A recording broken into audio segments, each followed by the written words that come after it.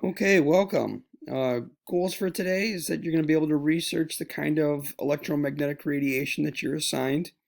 Each of you is going to get assigned a different kind of electromagnetic radiation. Then you're going to do a project on that type of electromagnetic radiation. Now, you might be saying, hold your horses, Mr. Brunswell, what the hell is electromagnetic radiation? Well, we're going to talk about that first. So, what do you think of when you hear the word light? Go ahead and write that down on a piece of paper. Think about what comes to mind when you hear that word light. What sort of things do you think about? Take a second to do that. The reason why I'm having you think about light is because another word for light is electromagnetic radiation. Sometimes we call it EMR for short. EMR stands for electromagnetic radiation. There are many types of electromagnetic radiation. You are probably most familiar with the kind you can see. I'm not sure why that got cut off, but you are probably most familiar with the kind of electromagnetic radiation that you can see. So most of you, when you answered the question about what it's like, you probably talked about different things that you could see with your eyes. And that, for that reason, light, or at least visible light that we think of, is part of what we call the electromagnetic spectrum.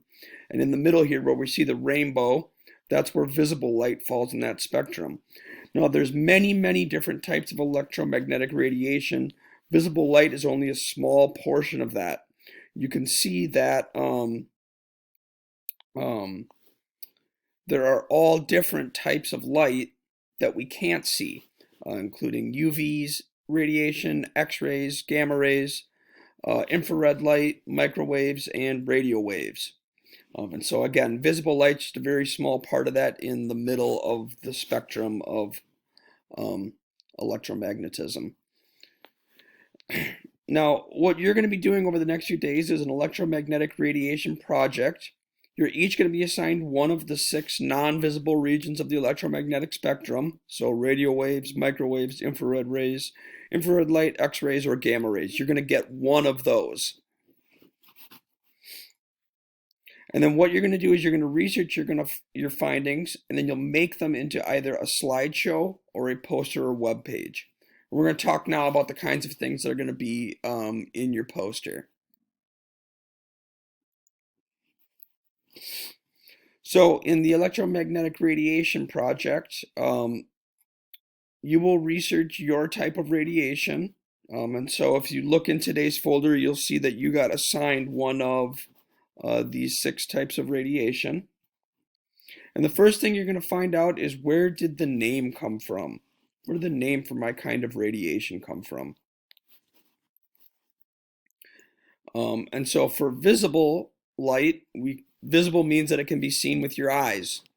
So visible light is the region of the electromagnetic spectrum that can be seen by the human eye. So that's why we call it visible light.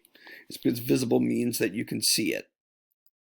Okay, so next up you'll find out who discovered it. So for visible light, we've always been able to see this kind of radiation. Michael Faraday is the name of the guy that figured out that that visible light was actually just electromagnetic radiation. And so here's a picture of Michael Faraday here. You will explain where your type of radiation is on the electromagnetic spectrum, and you're going to do that 3 different ways. The first way is you're going to tell me the range of the wavelengths. So remember, wavelength, that's the distance from one wave to another. And that you could also measure from the bottom, right? It doesn't have to be from the top.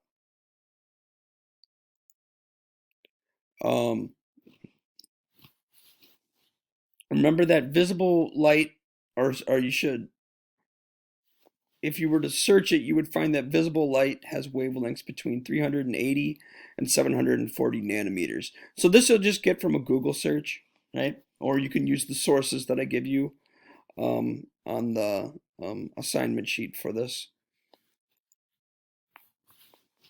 Okay, you'll find the range of frequencies. So visible light has a range of frequencies of 4 times 10 to the 14th hertz to 7.5 times 10 to the 14th hertz. So somewhere in between those 2 numbers. And then where is it relative to other kinds of radiation? So I mean on the spectrum. So if you look here, visible light, that's the rainbow here, that's in between UV and infrared light. So you would say that for its location. UV light is found in between UV light and infrared light on the electromagnetic spectrum. This is the most important part, so make sure for sure that you say this, because you won't get credit for the other two if you don't have this one. So make sure that you're saying which two it's found in between, or whether it's found like maybe with lower wavelength than X-rays or higher wavelength than microwave if you're getting assigned gamma or radio. Okay. Next, you're going to explain how this type of radiation is used in our lives. So cameras capture images of visible light by focusing the light onto a sensor. So that's one use of visible light, is we use cameras. They take visible light and turn it into pictures. Another use for visible light is car headlights. Car headlights shine visible light on the road so that drivers can see where they are going. You'll explain whether or not this kind of radiation is safe to use. So generally speaking, visible light is safe. You need to use evidence to support your claim. So generally speaking, visible light is safe. This is evident by the fact that we live in a world filled with visible light, right? Visible light is everywhere, but we don't really have any adverse health effects as a result of that light being around us. It doesn't really affect us very much. Except, right, high intensity, very bright visible light can damage the optical receptors in your eye. This can happen if you stare at the sun, right? So that's my evidence for how high intensity visible light can actually cause some damage. So some of your types of radiation are safe, some of them aren't. You're going to need to do some research to figure it out. And then I just talked briefly about the amplitude here. You're not required to talk about the amplitude in your project, but visible light waves with higher amplitudes are brighter and more intense. Visible light waves with lower amplitudes are not as bright and less intense. So remember, amplitude is how tall the wave is. So for light waves, the taller they are, the more intense they are, the more bright they are. And that's going to be true for your waves too, although we can't see them, so it's tough to say that they're brighter, but we can prove that they are more intense. Okay, so then what are you going to do? You're going to make your project into a slideshow or a poster or a web page. If you're going to use a slideshow, you're probably going to use Google Slides, and I made a template for you for the slideshow. You just have to like fill in the information. As far as the poster goes, that you could either make on paper, or you could use Google Slides for that too if you want to. If you just want to put all the information on one slide, that's allowed as well. Finally, you could do a web page, and that can be made with Adobe Spark. And you can download Adobe Spark Page through self-service, and so that's a neat way to do it. And then you'll just post the link for your submission. Okay, so here's an example of a poster that was made in Google Slides. You can see I've got all the information on here about the history of visible light, the location of the electromagnetic spectrum, different uses for visible light, and then also my discussion about whether or not visible light is safe.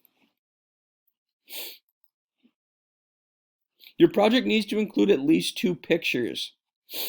So here you can see it's the same information, but now I've added some pictures on here. So make sure you include some pictures on your project. I just don't want it to be all text.